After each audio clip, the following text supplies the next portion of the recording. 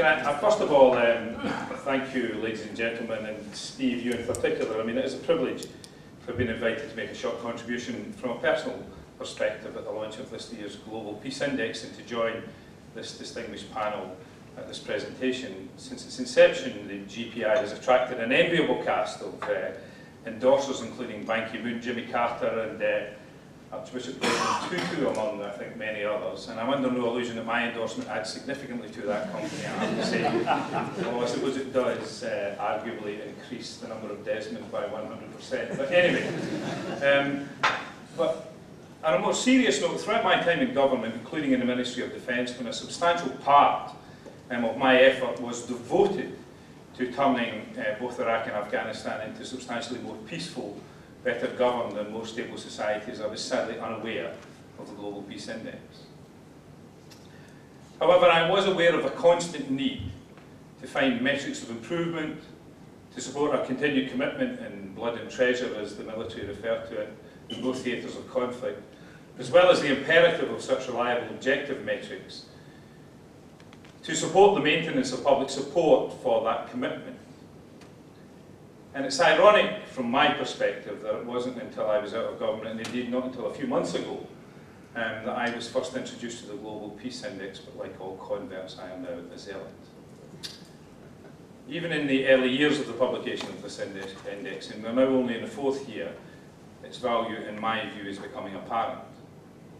I am neither a statistician nor an economist, but reading comprehensively the papers which you have in your pack over the last few days, I have significant faith in the methodology which underpins this work and confidence in the conclusions that it comes to. Of course, there will be controversy. Tomorrow's papers will include the usual controversy about the positions of the United States as opposed to Iran, or Israel as opposed to China, and other countries. And in addition, other critics will concentrate on the indicators which are not present, rather than the value of the indicators which have been used to compile the index itself.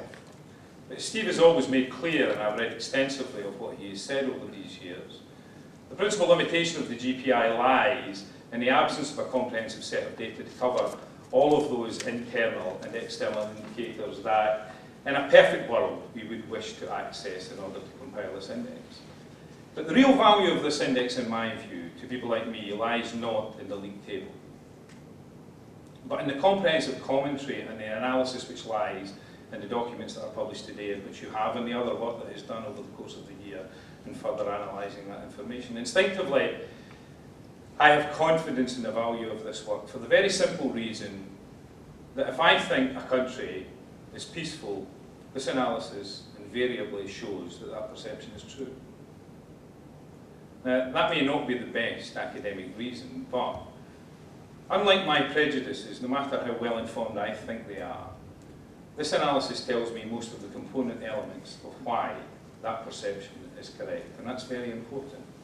The correlation between peacefulness, economic prosperity and sustainability has 2 important consequences. One, it shows the extent of the massive resources we are squandering across the world in violence and conflict. Second, it sets an agenda for progress, spelling out many ways in which it can be used to achieve such prosperity and sustainability.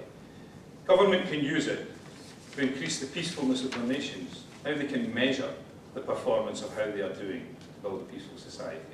Business can use the index in its underlying analysis, and we will hear from business in due course, to make better investment decisions. Educators can promote learning about the drivers of peace. Students with a better understanding of these issues will, of course, make more discerning voters, and as citizens, they can use the index to hold their governments to account. NGOs and aid donors can use this information better to target aid.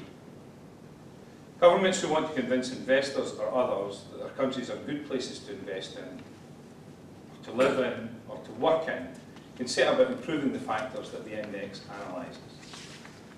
They can reduce their prison populations. They can reduce their export and import of weapons.